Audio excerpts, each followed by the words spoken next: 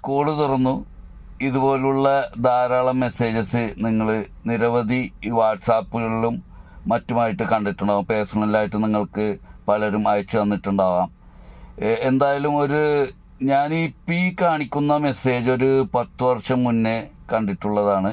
ഇത് തുടർന്നും വന്നുകൊണ്ടിരിക്കുകയാണ് വാട്സാപ്പുകളിലും മറ്റുമായിട്ട്.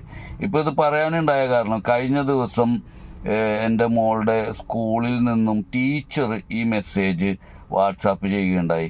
അതനുസരിച്ച് പല കുട്ടികളുടെയും അമ്മമാരും അച്ഛന്മാരും രക്ഷിതാക്കൾ മുനിസിപ്പാലിറ്റിയിൽ പോയിട്ട് ലഭ്യരായി തിരിച്ചു വരേണ്ടി വന്നു.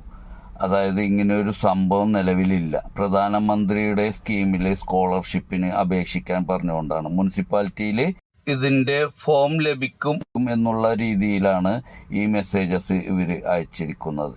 അപ്പോൾ ടീച്ചർ അയച്ചത് കൊണ്ടിട്ട് കുറച്ചുകൂടി ആധികാരികത മനസ്സിലാക്കിക്കൊണ്ട് ആളുകളെല്ലാവരും വിശ്വസിച്ച് മുനിസിപ്പാലിറ്റിയിൽ ചെന്ന് അവരെ ബുദ്ധിമുട്ടിക്കുന്ന രീതിയിലേക്ക് വരികയും ഇത് ഇങ്ങനെ ഒരു സംഭവം ഇല്ല എന്ന് അവർ പറയുന്നത് കേട്ട് ലഭ്യരായിട്ട് വീട്ടിലേക്ക് വരികയും ചെയ്യുന്ന ഒരവസ്ഥ.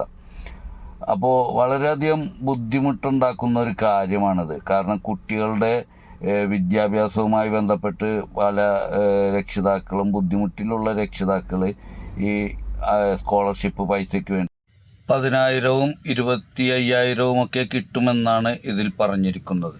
അപ്പോൾ അതിന് വേണ്ടിയിട്ട് ഇവർ പോകും.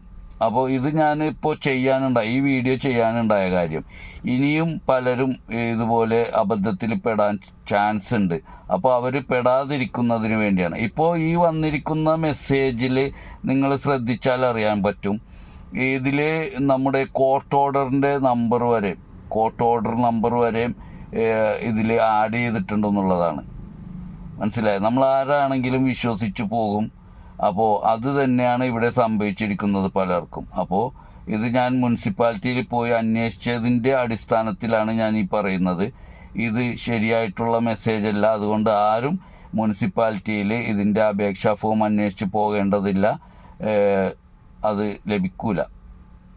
കാരണം മുനിസിപ്പാലിറ്റിയിൽ അന്വേഷിച്ച് മനസ്സിലാക്കിയ വിവരമാണ് ഞാൻ പറയുന്നത്.